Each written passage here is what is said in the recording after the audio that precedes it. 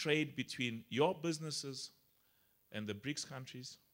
And something that's very exciting, how your businesses, small and big, can set up partnerships with companies from the BRICS countries to go and do business in Africa. Exciting opportunities. Now, we're also learning that sometimes we've got to do more than what we are doing. Because, business people in my position have as I said, in the context of the Business Council and tomorrow your Business Forum, we have to promote South Africa. Absolutely critical. And the primary objective is, as I said, promotion of the business ties between South Africa in totality and the BRICS, as well as South Africa and the African countries, and the partnerships between South African business and the BRICS countries on the continent. But we have to refine the engagement at this level, when everybody has left and when we meet. And we have found exhibitions to be very useful, but there are times when we have to focus significantly on matchmaking, get more information on the businesses that are coming from these countries. And the minister was telling me about buying missions. There was a huge buying mission from China in terms of, and of course the same can be said of various other countries. Came to South Africa, we want to buy from South Africa. And there's a role that our business organizations have to play, both BBC and BUSA, in terms of filtering through this information so that those who are in a position, who feel that they've got something they want to sell, quite apart from partnering, can be engaged in those businesses. So we will have our meeting in terms of an increased focus that, and I don't want to set targets because targets are useful but can sometimes be also overly ambitious. But as part of this enhancement and increase and acceleration of trade, we have to make sure that a few years from now, the current $300 billion of trade between Africa and the BRICS countries, which is expected to grow to $500 billion. That there's a broad expectation that by 2015, the trade between Africa, the whole of the continent, and the BRICS countries will be 500 billion. So when you go home tonight, you must ask yourself, how much of the current 300 billion is each of you and the companies you are associated with? I mean, limoka mo, ukuphi khona lapha, and how are we going to make sure that that we significantly make sure that we participate and increase our partnerships and joint ventures in that regard.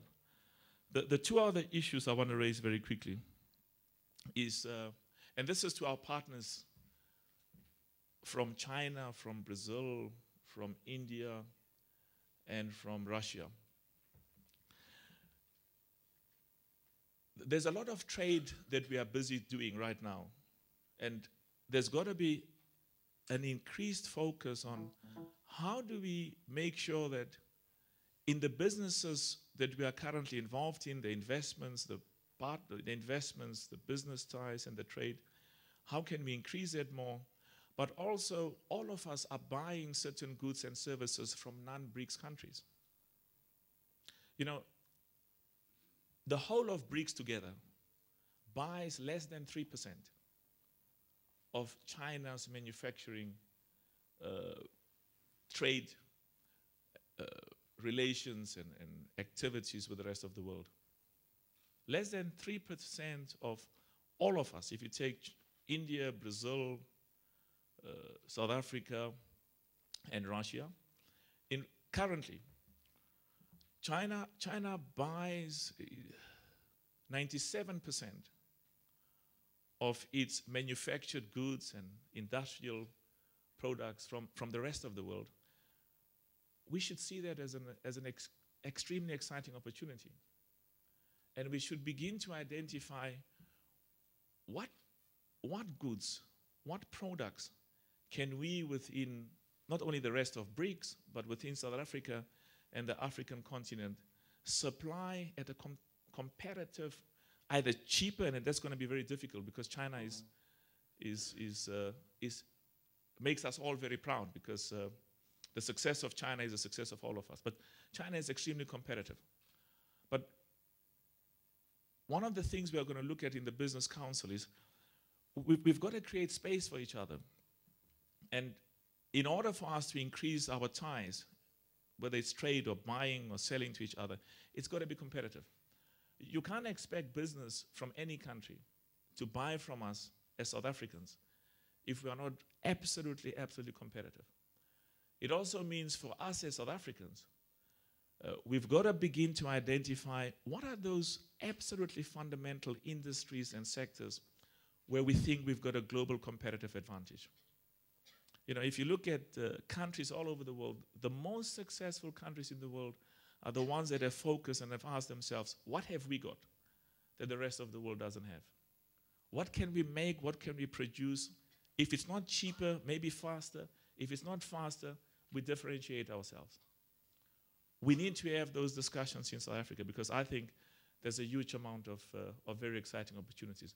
And that is besides the usual ones we talk about, how do we beneficiate our minerals? And that is a key issue because it's indeed one of the huge advantages we have as not only South Africa but Africa, that we've got these raw minerals or commodities that the rest of the world wants. And if we can comparatively, based on mutual benefit, there's got to be mutual benefit.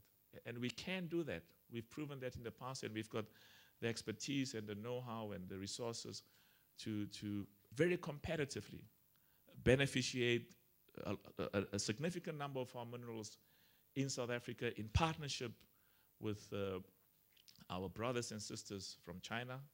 You know, in Africa, you don't just say brothers, you must also say sisters. Otherwise, some people will not smile with you. So our brothers and sisters from China, because I think there's a huge amount of exciting opportunities, as well as in tourism, in agro-processing, in agriculture, huge opportunities. Before I go and sit down, I want to talk particularly, again, in relation to this developmental obligation, this capacity building obligation that all of us have. This obligation to make sure that women businesses, women entrepreneurs, youth businesses, youth entrepreneurs, our disabled people, our women companies from the rural areas, our women and youth companies from the urban areas within South Africa, that we are always conscious that at a forum of this nature, as absolutely crucial as our big businesses are, and we've got to promote and advance them, that we also bring, introduce a culture within South Africa that our future depends on significant participation in the growth and development of our economy by those who historically have not participated and have been excluded. Absolutely important. Because globalization is an exciting opportunity for growth and job creation, but it also exacerbates inequality. It also exacerbates excess amongst those who, for whatever reason, either they are smarter or more educated or have got skills and position themselves and benefit, and those who do not. And we've got many of them in this country. Don't have the skills, don't have the wherewithal. We've got to create opportunities for them. So we must continue to make sure that we build this track record that allows for significant growth and participation by women-owned businesses, so that they themselves, they are the ones who must make the decisions, not us, feel that they are benefiting from BRICS and from all the opportunities that are being created. With those few remarks, for all of you from business and the businessmen from China and I've met so many of you in various forums, businessmen and businesswomen from India, Brazil, and Russia. There's a business forum meeting tomorrow. The future is extremely exciting. As I said earlier, we are currently doing trade to the value of 300 billion, expected to go to 500 billion. That can increase significantly more. Let's keep engaging. Let's keep learning from each other. Let's keep building the trust, because trust is very, very important as well. Keep building the trust in relation to not only where we come from, but how we can continue to grow for the benefit of all concerned. Thank you very much, and look forward to seeing you.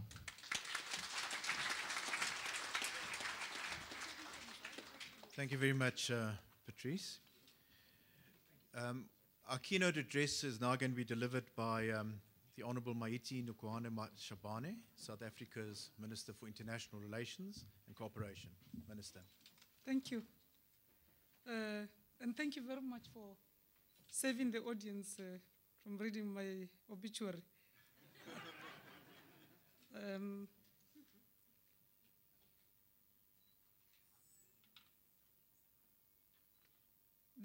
Our two brothers, Daryl and Rene Skuman, conveners of the Progressive Business Forum. Baie dankie once again for bringing us together. Honorable ministers, starting with my dearest comrade and brother, Dr. Rob Davis, Honorable Minister of Trade and Industry, South Africa. We call each other by first name, so now that I'm in this platform, I have to struggle to recognize him appropriately. I see Deputy Minister Tabete, my good sister, sitting in front of me here, and Bror Maurice Fransman, Deputy Minister of International Relations and Cooperation, and one of our stalwarts here, Joe Fabs. May you please rise? Well, I am asking you to rise because you say this gathering of yours is of a progressive business forum. So we'll still come to that. The chair of the South African leg of the BRICS Business Council, and dear brother, I had him struggling to introduce me appropriately because he's my brother, Patrice Motsepe. He's known well over the world over, and every time we travel with him, I have to introduce him and tell people, oh, by the way, I'm also related to him. They look at me and think, is she trying to raise a rank or what? So, congratulations on your appointment. My other brother seated next to you, Dr. Iqbal Surve, a new member of the BRICS Business Council. Congratulations. And welcome to the real world. I hope that Minister Davis would continue to keep you on your toes. First, maybe, ladies and gentlemen, before we leave this place, we need to find another opportunity. So that we can first unpack progressive business forum. What's progressive about you? Is it because you remember and work informed by your history? Or is this the cutthroat, usual kind of the way we do things? I like the fact that you still keep pulling them aside and asking them questions when the me start visiting. Because business from Brazil, from Russia, from India, from China, that's in this room, outside, and the ones you're going to meet with until the 28th, it's an appreciation of co-petition and competition. It's also appreciating what South Africa Incorporated mean. Because I can tell you, this nation has reached a turning point. We either grasp this moment, this historic opportunity, and start doing extraordinary things extraordinarily. We're going to do it now, or we should forever be damned. So I want you to as we put up tonight, ask what makes us progressive? What's progressive about us? And that's why I asked one of our stalwarts here, Joe Fabs, to stand up, because she is not just another ordinary member or chairperson of a portfolio committee. She didn't wake up in the morning and find herself in that space. Don't look at the color of her skin and be fooled. She has been a freedom fighter. She has earned her stripes, and that's why she's sitting with us here. I am taking a bit of your time just to say, as I was driving here this afternoon, I was asking myself, do I still want to go to that meeting? And my inner soul was saying no. Why didn't I want to come here? Because we have lost almost 13, if not 14, soldiers in Central African Republic. May I take this opportunity once again to say we dip our banners for those fallen heroes of South Africa who fell on African continent defending what we know best: peace, security, democracy, and development on our continent. That's what our foreign policy informs of us. It's a very difficult moment for the government, the people, and in particular the Department of Defense, as we are having to count the casualties. What were they doing in Central African Republic? Central African Republic is one of the 54 countries on our continent. It's a country that is celebrating decades of freedom but has never known peace. A country that has experimented with democracy but has never duly enjoyed that. It's one of the wealthiest countries in terms of mineral endowment on our continent. It's a country with the smallest population, but one of the poorest, if not the poorest country on the continent. The choices we have as South Africa is to turn our backs against our own, or to keep remembering that for Africa to march forward, there shall be peace, security, and development for all. It's a very, very painful experience. It's a very, very painful moment for us as we are entering this very momentous occasion, as President Zuma will be hosting the first BRICS summit on African soil to complete the cycle of BRICS summits, the 5th BRICS summit.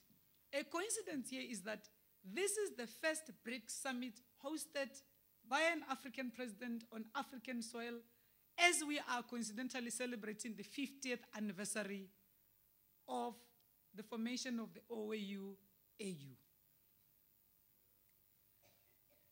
When former President Mandela addressed the 50th National Conference of the African National Congress, I guess we all know what I'm talking about, because we are Progressive Business Forum.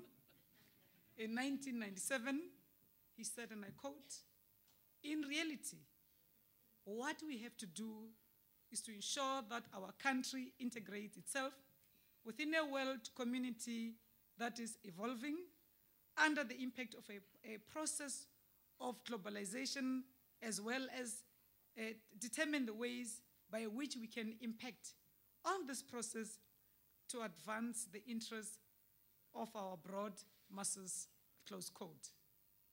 Former President Mandela and the father of our nation's legacy continues to serve as an inspiration to create a just, peaceful, and tolerant world for the present and succeeding generations, and to come up with creative solutions to problems that beset our world today, and to create new paradigms to respond as required.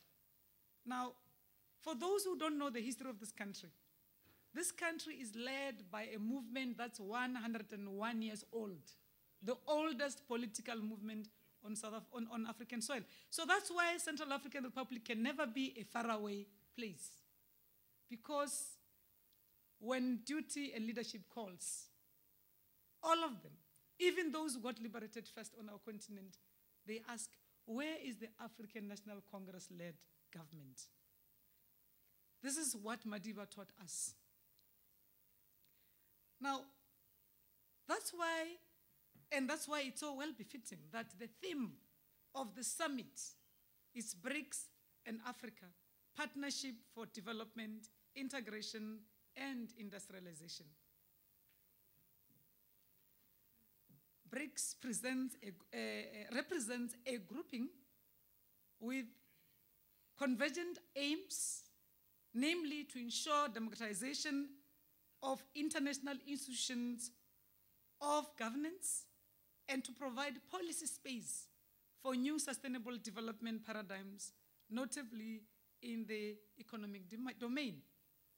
Two speakers before me have shared with you the value contributions in terms of trade, investments, inter-BRICS and outside, and just the role that BRICS countries combined play as an emerging new economic bloc. Let me hasten to say, not against anybody, but because there was space and there is space for BRICS to also contribute. Some well-known economists from those who saw where the sun set last have also confirmed that economic models of the past don't seem to be providing solutions for economic challenges that we are facing today. So it means there's a space for us to go beyond thinking, but also to basically also contribute beyond the thinking by actually marching and voting with our feet to also make this contribution that the emerging world is beginning to ask us to do, to continue to provide leadership, not against anybody, but to make this contribution that we've already started making. BRICS is endowed with resources, whether natural, financial, or human. Through our joint action, we can challenge the prevailing global order that does not represent contemporary realities. BRICS countries are the engines for global growth, hold the largest foreign reserve deposits, and constitute a source of global foreign direct investment. Our summit theme aspires to establish